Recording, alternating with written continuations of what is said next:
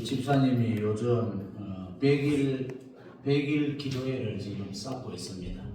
반드시 승리하게 될 줄 믿습니다. 여러분의 중보기도가 필요합니다. 우리 집사님이 기도할 때마다 여러분을 위해서 기도 안 하겠습니까? 할렐루야. 그게 중보기도의 강력한 능력이 될 줄로 믿습니다. 오늘 하나님께서 우리에게 허락하신 말씀은 마태복음 25장 1절부터 13절까지 우리 다같이 한 목소리로 합독합니다. 그때에 천국은 마치 등을 들고 신랑을 맞으러 나간 10처녀와 같다 하리니 그 중에 5은 미련하고 5은 슬기 있는 자라.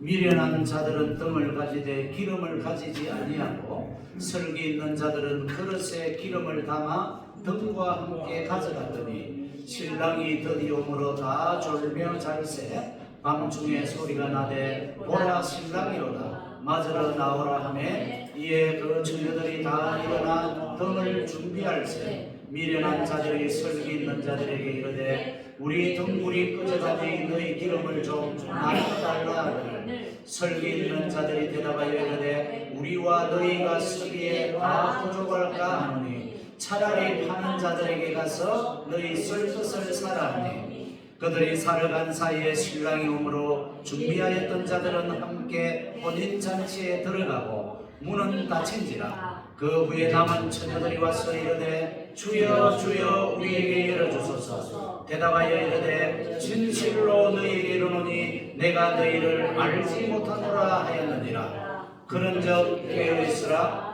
너희는 그 날과 그 때를 알지 못하느니라.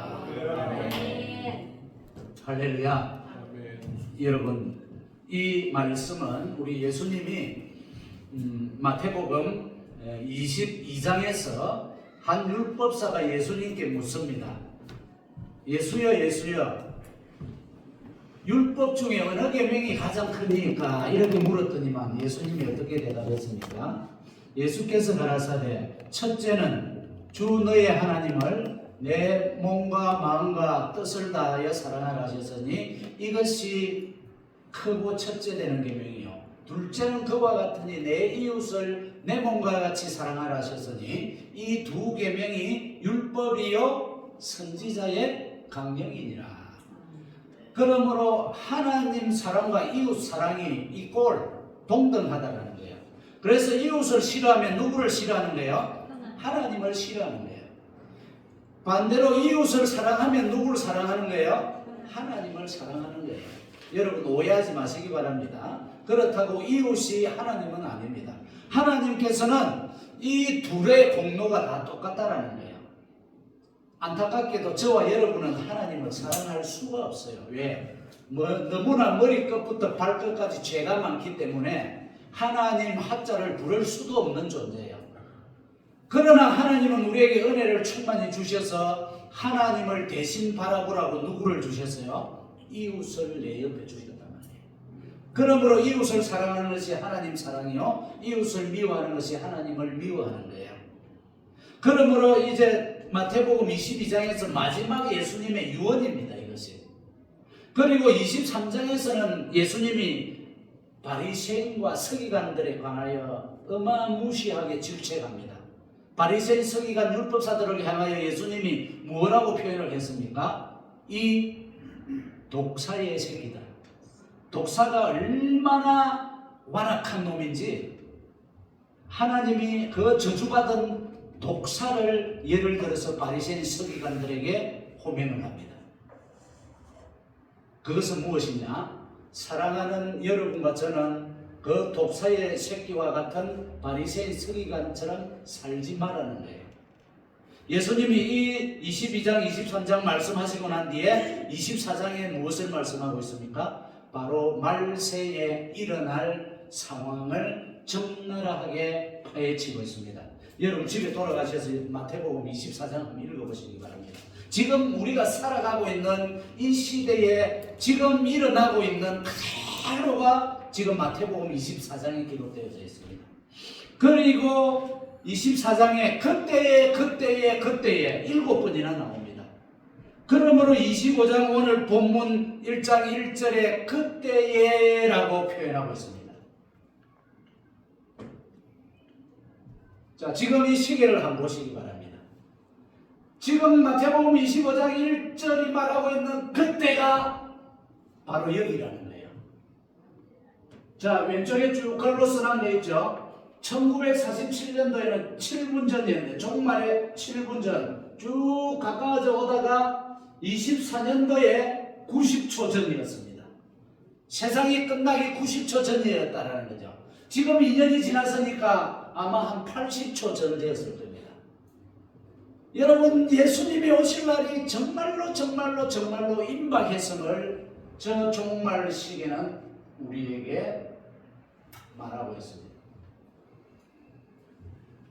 우리 디모데후서 3장 1절로 5절을 다 같이 읽겠습니다. 시작. 너는 이것을 알라. 말세에 고통하는 때가 이르리니 사람들은 자기를 사랑하며 돈을 사랑하며 자긍하며 교만하며 해방하며 부모를 거역하며 감사치 아니하며 거룩하지 아니하며 무정하며 원통함을 풀지 아니하며 참소하며 절제하지 못하며 사나우며 선한 것을 좋아 아니하며 배반하여 팔며 조급하며 자고하며 쾌락을 사랑하기를 하나님 사랑하는 것보다 더하며 경건의 모양은 있으나 경건의 능력은 부인하는 자니 이 같은 자들에게서 내가 돌아서라. 자, 자기 이름을 너 이갈래 자기 이름을 들면 너 누구누구 시작. 너 누구누구 돌아서라. 어디 있어요?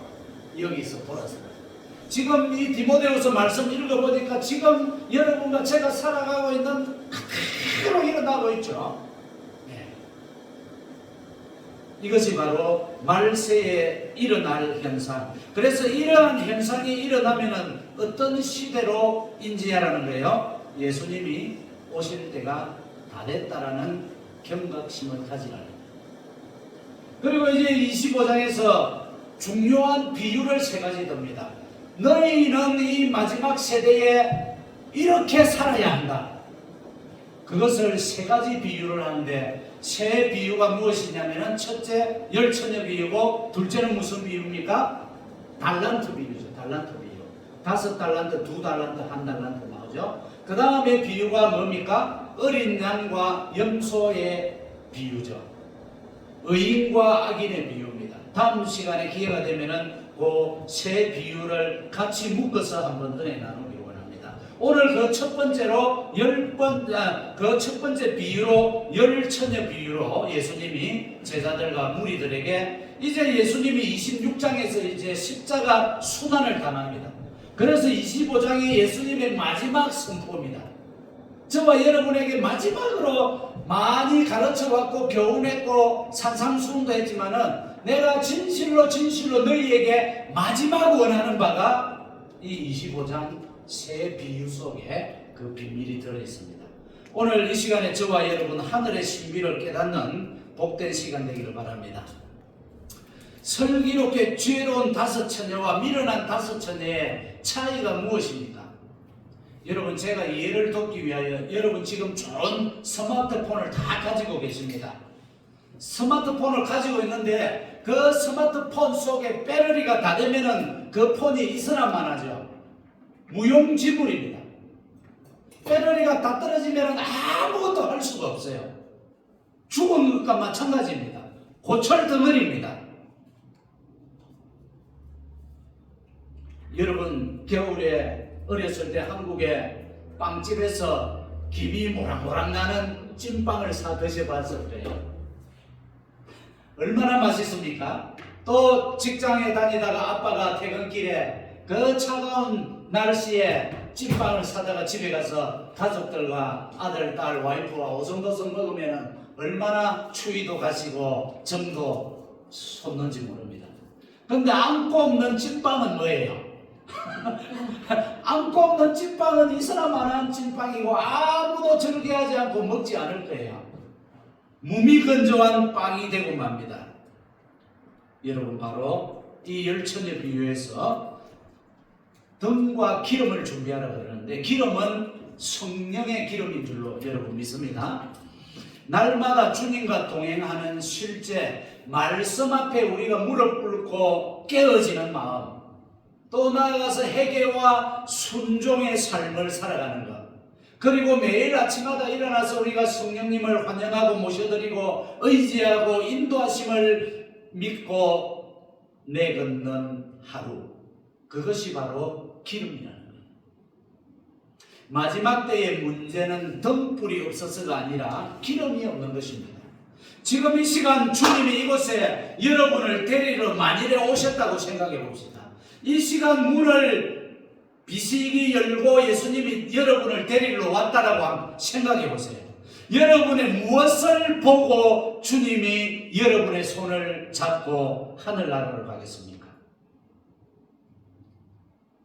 여러분의 직분, 아이고 내가 목사를 우선으로 손잡아야지, 장로를 우선으로 데려가야지, 그 직분과는 아무런 관계없습니다.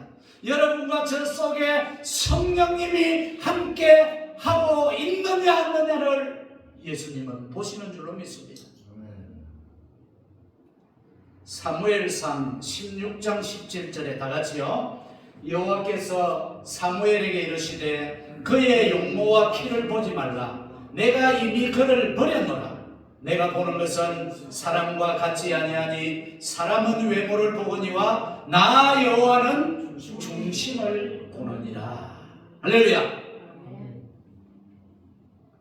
자, 오늘 본문 말씀이 예수님의 재림을 기다리는 우리들에게 주시는 교훈은 무엇입니까?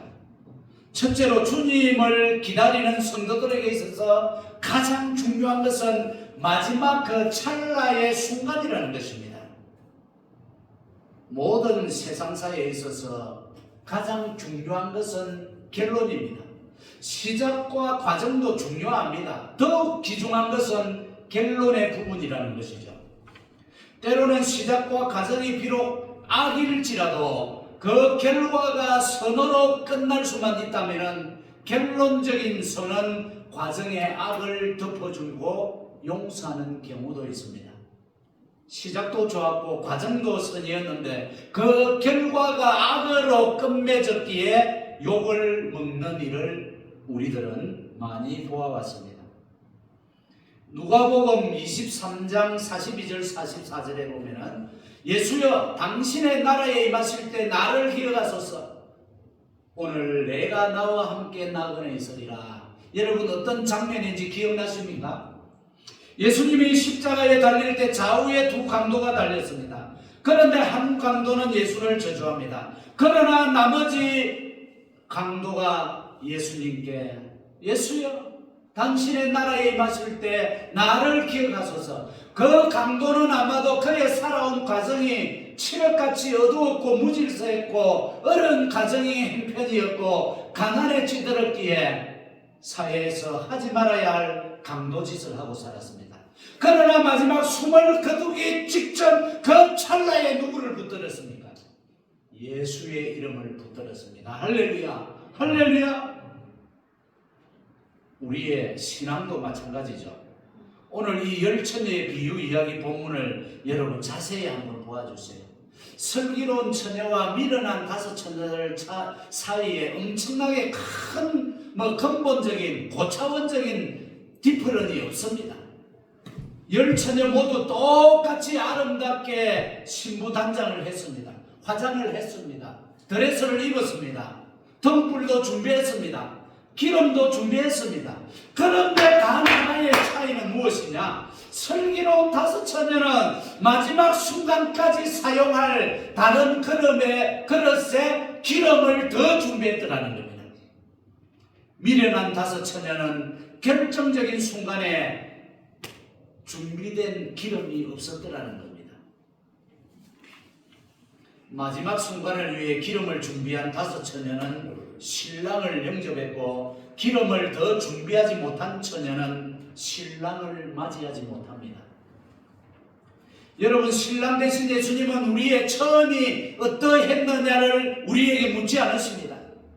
우리의 과거가 어떠한 가문에서 태어났고 학벌이 무엇이며 어떤 태도였는지 예수님은 묻지 않았습니다. 예수님은 재림하시는 그 순간에 여러분과 제가 과연 그리스도를 끝까지 믿고 성령의 충만함을 누리고 있느냐, 그것으로 가부를 따진다라는 것입니다. 마지막 순간에 믿음이 있느냐 없느냐, 그것을 보시겠다라는 겁니다. 사랑하는 성도 여러분, 우리 끝까지 믿읍시다. 할렐루야. 마지막 순간까지 신앙의 허리띠를 풀지 맙시다. 끝까지 깨어있어 마지막 순간까지 기름을 준비한 슬기로운 5 처녀들까지 다시 오실 신랑을 맞이할 수 있기를 진심으로 축원을 드립니다.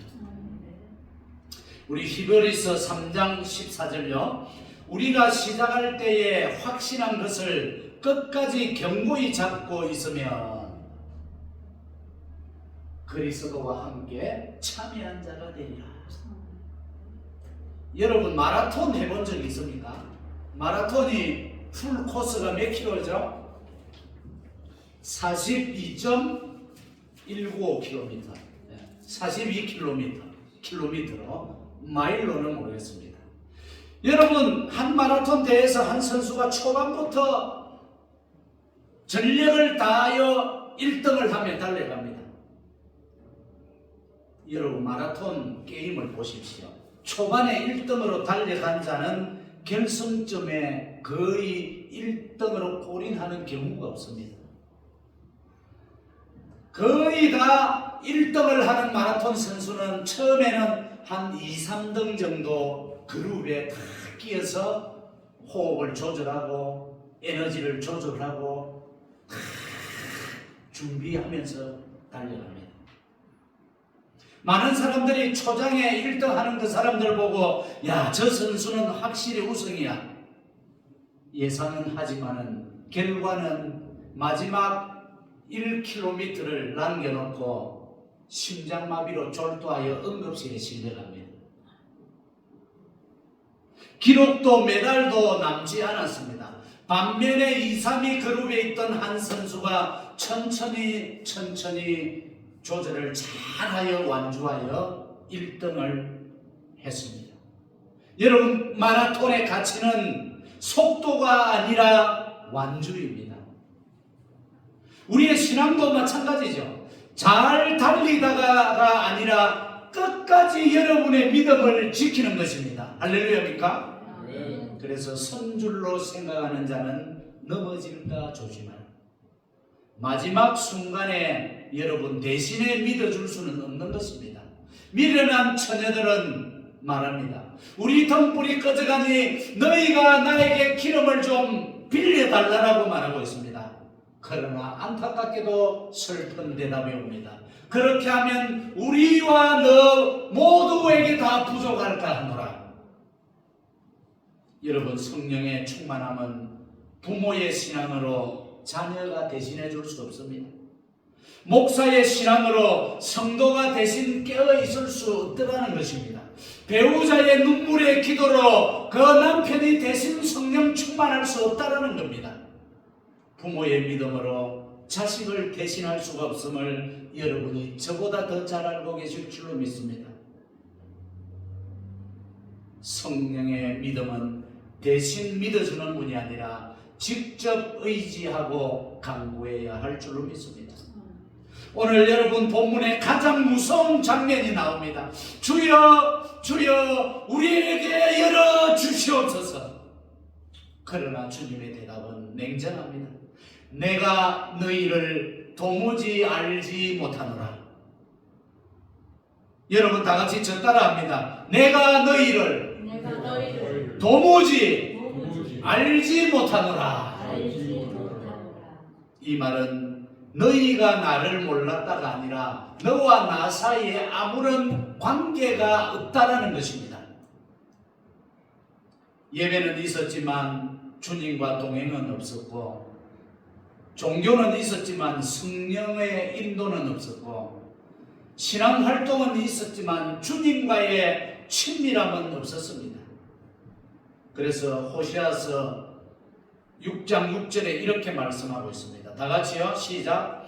나는 인애를 원하고 제사를 원치 아니하며 하나님을 아는 것을 번제보다 원하노라. 할렐루야. 밤중에 소리가 나되 보라 신랑이로다 맞으러 나오라. 밤중은 가장 어두운데 갑작스러운 소리, 예상보다 늦어진 신랑, 바로 저와 여러분이 살아가고 있는 이 시대가 밤중이라는 것입니다. 신앙은 오래됐지만 성령의 감각은 무뎌졌고 기다림은 이제 습관이 되어버렸고 회개는 줄어들었고 눈물은 메말라버린 시대가 여러분의 시대 아닙니까? 집사님은 몇 년 교회 다녔습니까?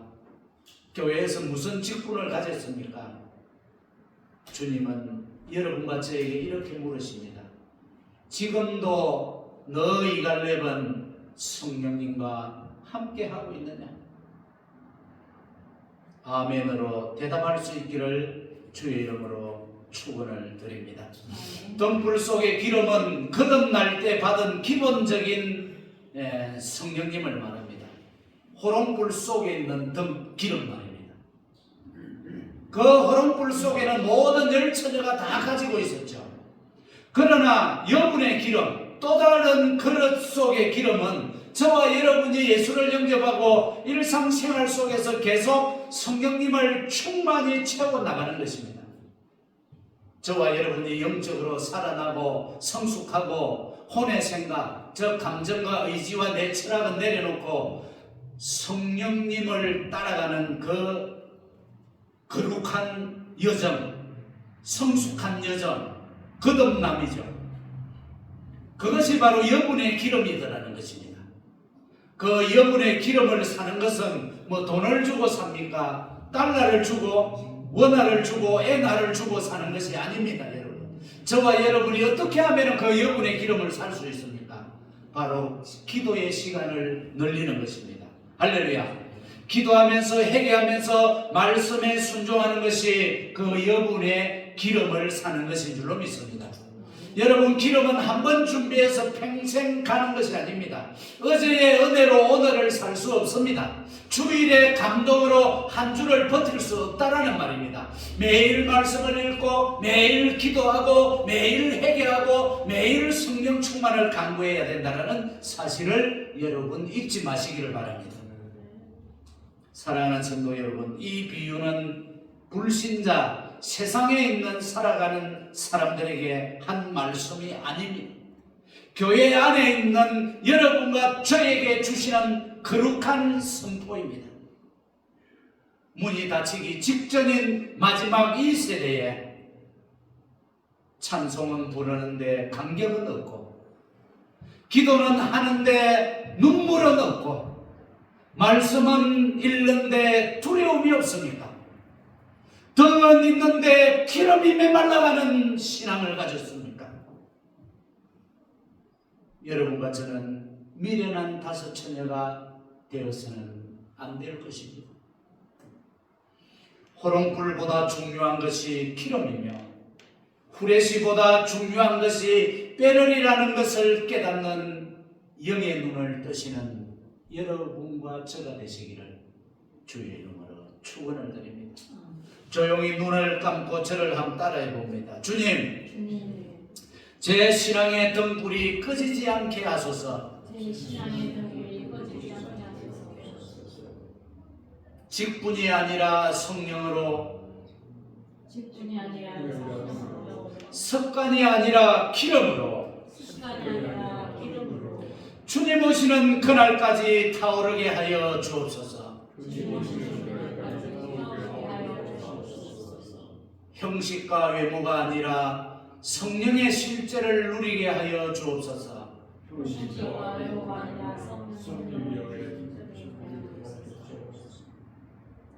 다행인 것은 아직 문이 열려 있습니다. 여러분과 제가 아직 기름을 살 시간이 있습니다. 오늘 본문 13절은 그러므로 깨어 있어라. 너희는 그날과 그 때를 알지 못하느니라.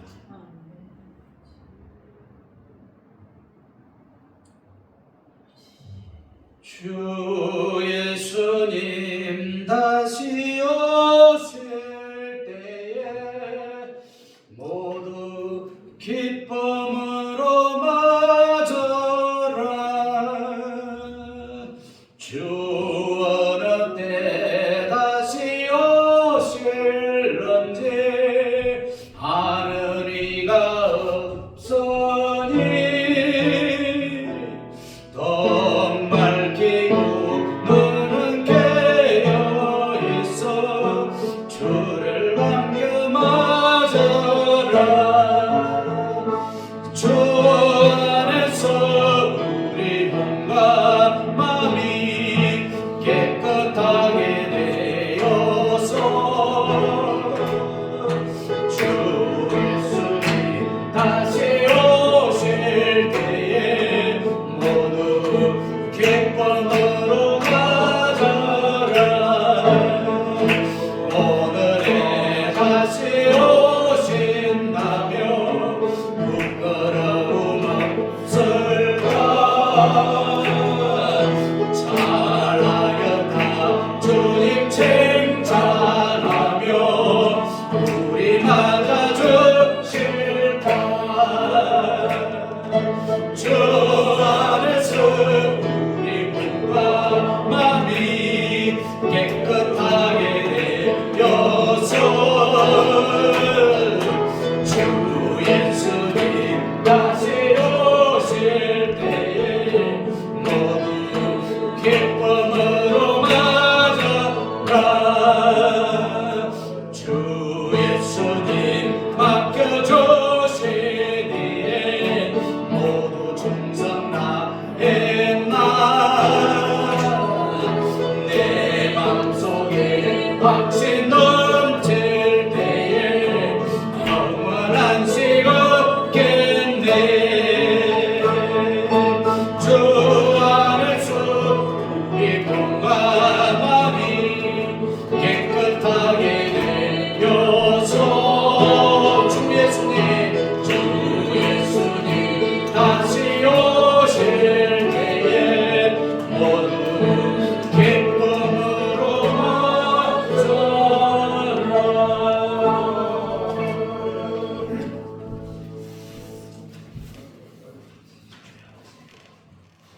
2000년 전 골고다 언덕 험한 십자가 위에서 모든 인류를 구원하시기 위하여